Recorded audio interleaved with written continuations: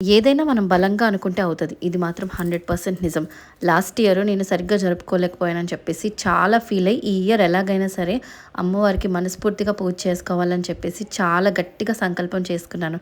అంతే విధంగా అమ్మవారు నన్ను కరుణించి నా పూజని చాలా ఘనంగా అయ్యేలా చూశారు. ఇది నేను చేసుకున్న వరలక్ష్మి వ్రతం తాలూకా ఒక షార్ట్ గ్లింప్స్ అనమాట. మీరు కూడా చూసేసేయండి. ఫస్ట్ నేను నైటే ప్రిపరేషన్ అంతా చేసేసుకున్నాననమాట. అంటే అమ్మవారి డెకరేషన్, బ్యాక్‌డ్రాప్ సెట్టింగ్, ఆ బ్యాక్‌డ్రాప్ సెట్టింగ్ దగ్గర మాకెంత హెడేక్ అయిందంటే, ఎందుకంటే కొత్తగా ఇల్లు చేయించుకున్నాం కదా! ఎక్కడ మేకులు కొట్టకూడదంటే 10 కేజీ కెపాసిటీ లోడ్ కాసే ఒక అడ్హెసివ్ హుక్ తెచ్చి తగిలించేశాను. లక్కీగా ఎన్ని పూల దండలు పెట్టినా అది నిజంగానే కాసిందనమాట. నాకు చాలా హ్యాపీగా అనిపించింది. మార్నింగ్ లేచి పసుపు, కుంకాలు బొట్లే పెట్టేసుకొని, గడప రెడీ చేసేసుకొని, ప్రసాదాలు తయారు చేసుకొని అమ్మవారికి అష్టోత్తరాలు వేసైతే పూజ చేస్తున్నాను. మాకు వ్రతం లేదు కాబట్టి నేను ఇలా కుంకుమ పూజ చేసుకున్నాను. లాస్ట్‌లో ఇంకా కొబ్బరికాయ కొట్టేసి హారతి ఇచ్చి మంగళం పాడేసాం అనమాట. జయమంగళం నిత్య శుభమంగళం.